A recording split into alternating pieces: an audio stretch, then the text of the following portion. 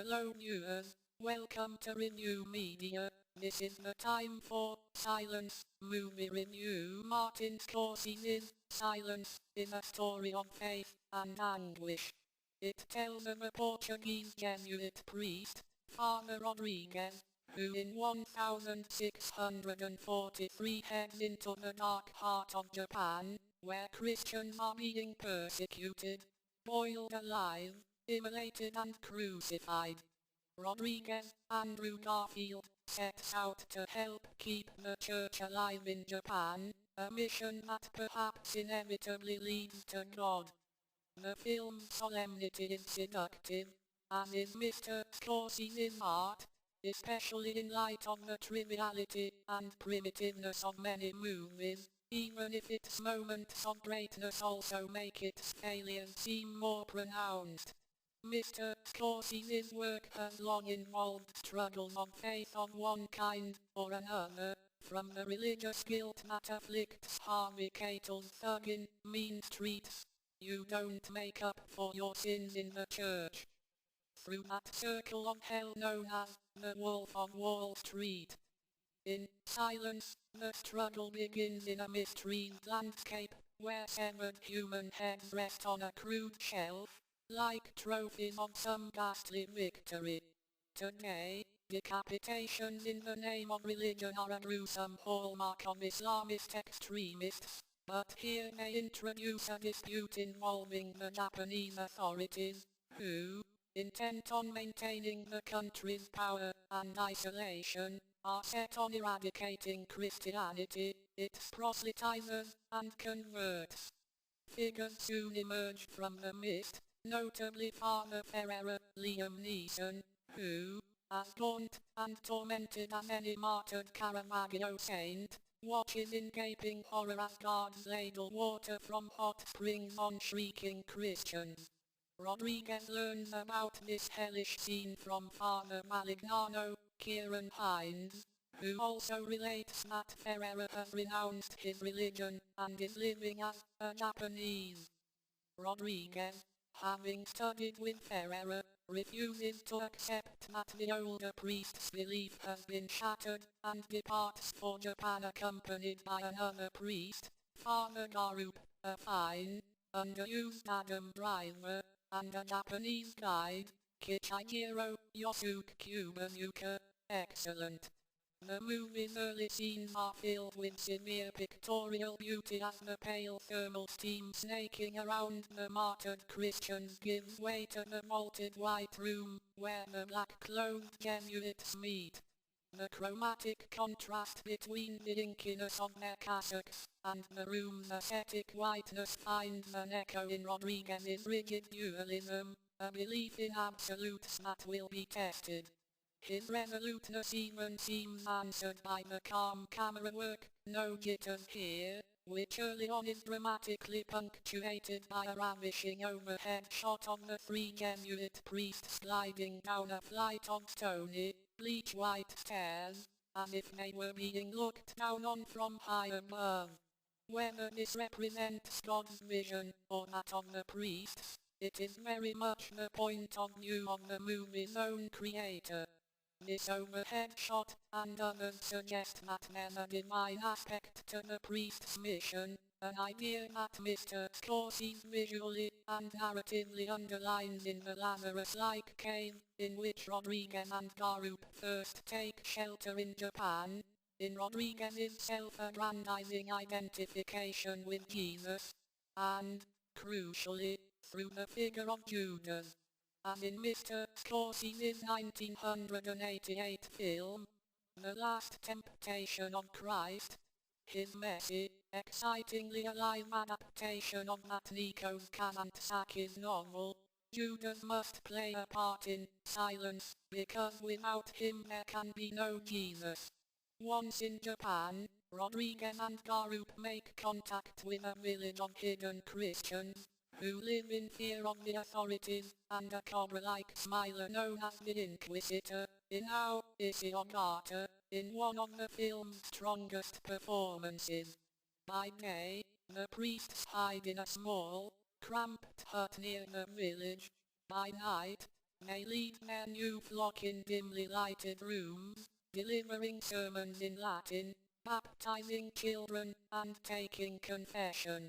Mr. Scorsese draws some modest, uneasy comedy from the linguistic and cultural differences between the priests and their congregation, as when a grabby, highly agitated woman begs the rather startled Garup to hear her confession.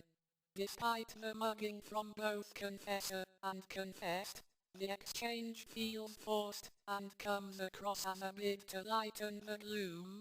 If anything, it turns a feverish plea for absolution into a bit of vaudeville.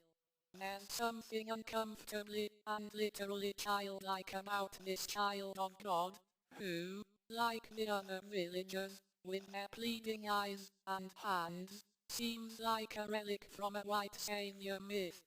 Kichijiro, who enters grunting and twitching, as if in homage to Toshiro Mifune, and grovels at the priest's feet, also seems on hand as much for comic relief as for guidance. Yet, even as the film seems to share the outsider perspectives of Rodriguez and Garup, instructively, it is the village elders, brilliantly played by Yoshi Oida and Shinya Tsukamoto, who give these scenes flesh, bone and pain. Silence is based on the 1966 novel by the Japanese author Shusaku Endo that has attracted heavyweight admirers since it was first published. Graham Greene praised the novel, as did John Updike. For years, Mr. Scorsese tried to turn it into a film. He wrote the foreword for a recent edition. Filled with reams of religious dialogue, the novel fictionalizes history, the 17th century purging of Christianity in Japan, as a means to explore religious faith and cultural difference. What preoccupies Endo is whether Western Christianity can take root in what the Inquisitor describes as this swamp of Japan, which seems inhospitable to outside forces. It's a story of God, nation and myth. It's easy to understand Mr. Scorsese's interest in the novel, and specifically in the character of Rodriguez. Despite the priest's piety, black vestments, and narrative prominence, he is no more a Hollywood hero than most of Mr. Scorsese's falling and fallen men, with their arrogance and vanity. Rodriguez cowers in fear, recoils from his flock, and assures himself of the goodness that the church, and he, by extension, has brought. He pities the worshippers, but is proud of his ministering. His faith, including in himself, sustains Rodriguez, but even as he tends to the souls of the hidden Christians he fails to ease their earthly suffering. God is silent. In a way, so is this most ardent missionary. The silence of the title resounds insistently. It's in the screams of the faithful, and in Rodriguez's endless searching. Why, he agonizes with no self-awareness. Does God not answer prayers, and alleviate suffering? A question, which proves too heavy a load for Mr. Garfield's talents. When he plays against the other actors, he can seem as decorative as a plaster saint. His luxuriously styled hair is right out of a 1950s biblical epic, which makes the other performers and their characters look stronger, and works for the story. Rodriguez is weak, but it's weakness without depth, or the burning belief that would make his errors shattering. When he carries on alone, speaking to God, questioning and suffering at great, monotonous length, his weakness becomes tedious, as does the film.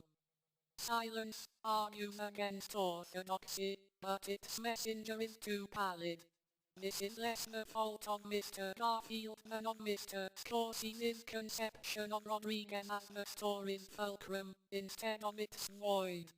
Mr. Scorsese fills the film with haunting tableaus and performances, including from Tadanobu Asano, as the interpreter, that tug from the edges, pulling attention away from its center.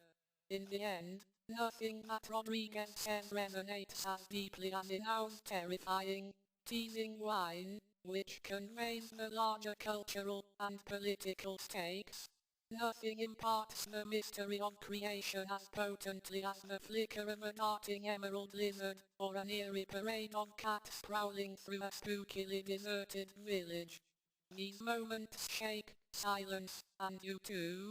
The movie could use more jolts, more trembling, more surrealism.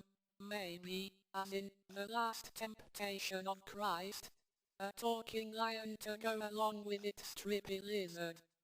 Silence is as visually striking as you might expect, but also overly tidy, clean and decorous, despite its tortured flesh, its mud, and its blood. There's a crushing lack of urgency to this story and its telling, perhaps because it took Mr. Scorsese, who wrote the script with Jay Cox, so long to make Silence.